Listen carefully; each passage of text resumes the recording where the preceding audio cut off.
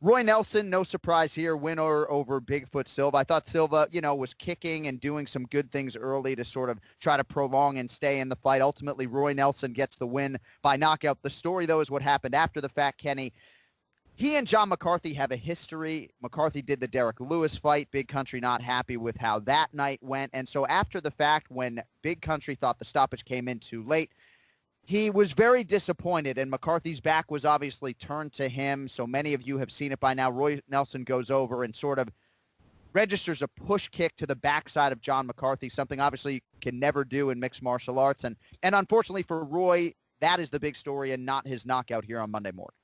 Yeah, I figured it was going to go that way. I guess just to talk about the actual fight, I was impressed that Bigfoot Silva's chin held up as long as it did, because he did eat some big shots throughout. So that was good to see that Bigfoot, his chin was able to recover a little bit since his last few fights. Right. And we have to, you made a point of those 2 points. First of all, the history with John McCarthy. And then the other point is the fact that he is friendly or friends with Bigfoot Silva. So those are two very emotional things already heading into that fight. And I think that he overreacted. You should never touch a referee. I don't care what it is. Don't touch the ref. Be a professional. Don't get heated. Okay, and it wasn't even that late of a stoppage. Big John McCarthy was giving that friend a chance to try to get back into the fight. Yes, he ate some big shots, but we've certainly seen much, much, much worse stoppages over the years. Big John is experienced and as good as it gets when it comes to mixed martial arts refereeing. I think it was uncalled for what Roy Nelson did.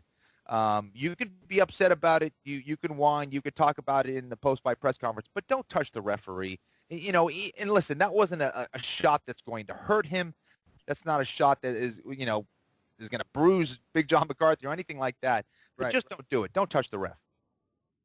So back when Jason High fought Rafael dos Anjos, and I'm reading this from MMAJunkie.com, a clearly aggravated High who had been struck with some illegal blows to the back of the head during the fight-ending sequence, quickly sprung to his feet and shoved Kevin Mulhall.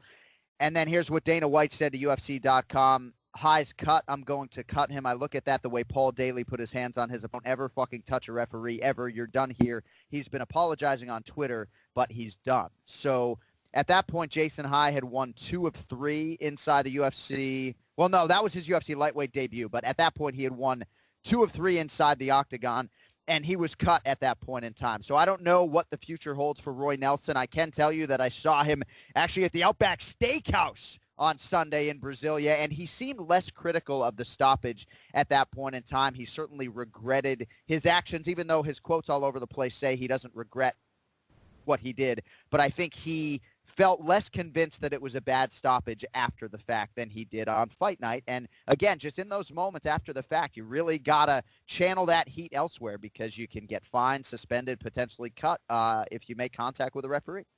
And that's what it was. His emotions got the better of him. I understand that. It's a fight. You are emotional. That is your friend.